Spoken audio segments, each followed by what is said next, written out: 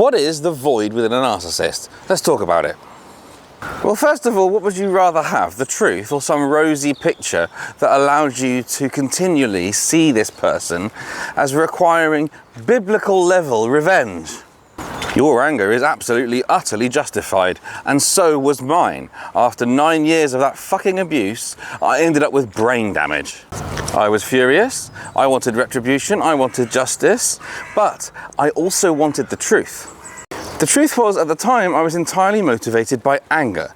Everything that I created on TikTok was all about expressing my anger. Not quite everything. Occasionally there were things which resulted in high empathy for the suffering that I could see my ex was actually going through. Now, I obviously had lots and lots of questions, and I've seen those questions pop into my comments section, the same ones that are popping into my head. Do they actually love? Can they love? But the question really was, what is the void within a narcissist? Because when you understand what that is, you get your answers. I would like you to imagine, if you will, someone that you meet who is very emotional and yet, without you knowing it, cannot feel. I bet to your mind that doesn't really make any sense.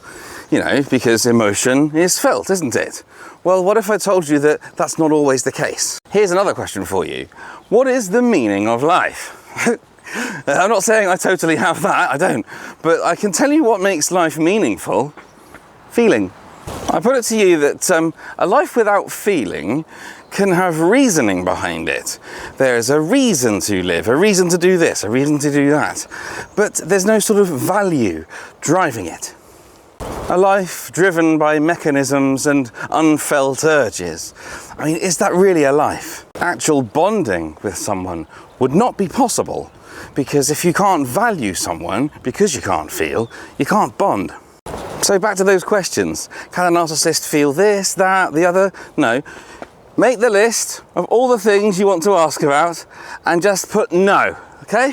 Surely they can feel anger. You know, I've seen them, they rage. How about the idea that actually their body is acting out genuine emotion that is not being felt, and inside there is a kind of hollow witness to all of this chaos going on that they have no control over? I've seen them cry. Surely they can feel sadness. How about the idea that they can register tears rolling down their cheeks, entering their mouth, tasting the salt, the warmth on their cheek, and yet not actually feel the sadness in their body? What about shame? Surely they can feel that. What if I told you that feeling actually holds the self together? That actually it's the foundation of the self, something they don't have. And actually that their ideas about themselves are all cognitively constructed and brittle. And that shame, this very strong emotion that they can't feel, can still utterly disrupt their system, destroying their cognitively constructed sense of self. And still, this hollow witness inside, unfeeling. Once again, list out every emotion you can think of, and then the question, can they feel it? The answer will be no. So sometimes the question is, can they choose not to feel empathy? Can they choose to feel empathy? It's not about choice. This is about brain structure and personality structure. They are incapable of feeling anything.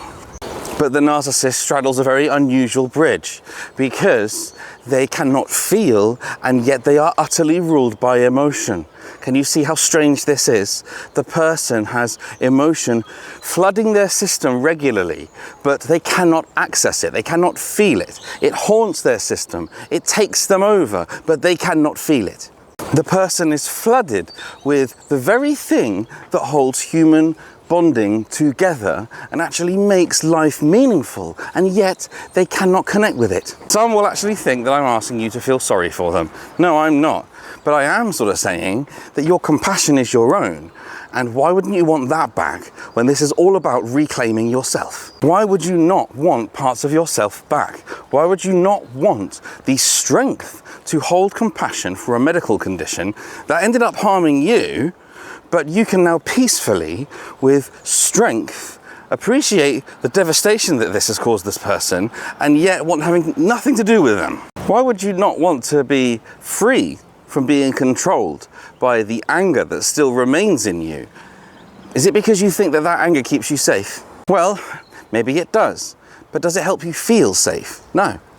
Whatever your situation, this person came to represent and trigger survival responses in you. Anger, fear, threat, danger, okay?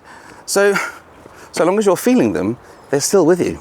Wouldn't you rather clear them out, you know, so that you can have your mind for yourself?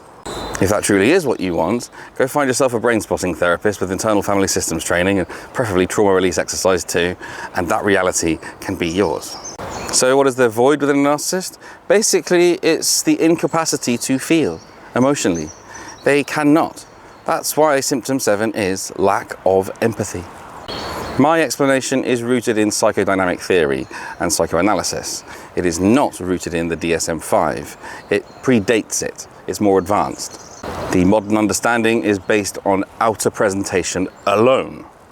So, if that's what you're basing your understanding on, then you're missing out on the truth. The question is, which do you want? Anyway, hope that helps. Bye for now.